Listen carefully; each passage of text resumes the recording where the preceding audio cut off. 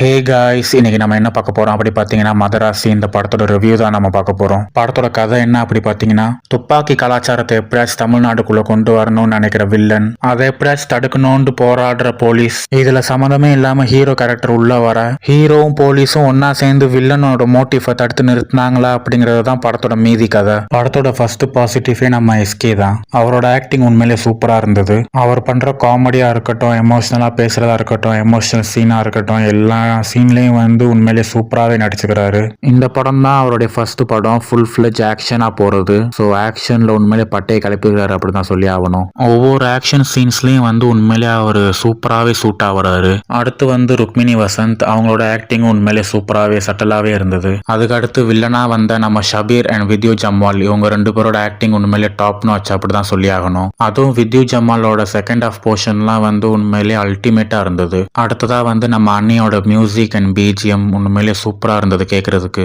இந்த படத்தோட first half வந்து நல்லா சூப்பரா எங்கேஜிங்கா கொண்டு போனாங்க இன்ட்ரோல் பிளாக் வரைக்கும். அதை தொடர்ந்து படத்தோட செகண்ட் ஹாஃப் செம்ம விறுவிறுப்பா போச்சு. படம் எப்படி ஆரம்பிச்சது எப்படி முடிச்சதுன்னே ஐடியாவே இல்லை. அந்த அளவுக்கு செம்ம விறுவிறுப்பா கொண்டு போனாங்க படத்தை. அப்புறம் நம்ம எஸ்கேவும் வித்யூ ஜமாலும் ஃபைட் பண்ற சீனா இருக்கட்டும், எல்லாமே வந்து இந்த படத்தோட பீக்னஸ் அப்படிதான் சொல்லி ஆகணும். இந்த படத்துல நடக்கிற அந்த ஆக்ஷன் சீன்ஸ்க்காகவே நீங்க இந்த படத்தை கண்டிப்பா தியேட்டர்ல பார்க்கலாம். உங்களை எந்த இடத்துலயும் வந்து குறைய வைக்காது.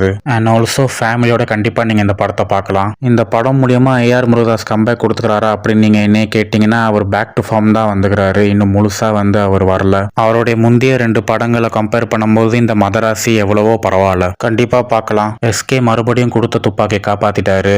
இந்த படம் மூலியமா மறுபடியும் ப்ரூவ் பண்ணிட்டாரு. ஸோ அவ்வளவுதான். இந்த படத்துக்கு நான் கொடுக்குற ரேட்டிங் வந்து 5க்கு 3 நான் கண்டிப்பா கொடுப்பேன். அதுக்கு எல்லாம் தகுதிக்குள்ள படம் தான் இது. ஸோ அவ்வளவுதான். நீங்க இந்த படம் பார்த்தீங்களா அப்படிங்கறத கமெண்ட்ல சொல்லுங்க. இந்த வீடியோ உங்களுக்கு பிடிச்சிருந்தா லைக் பண்ணுங்க, கமெண்ட் பண்ணுங்க, ஷேர் பண்ணுங்க. மறக்காம நம்ம சேனலை சப்ஸ்கிரைப் பண்ண மறந்துடாதீங்க. Thank you. See ya. Bye bye.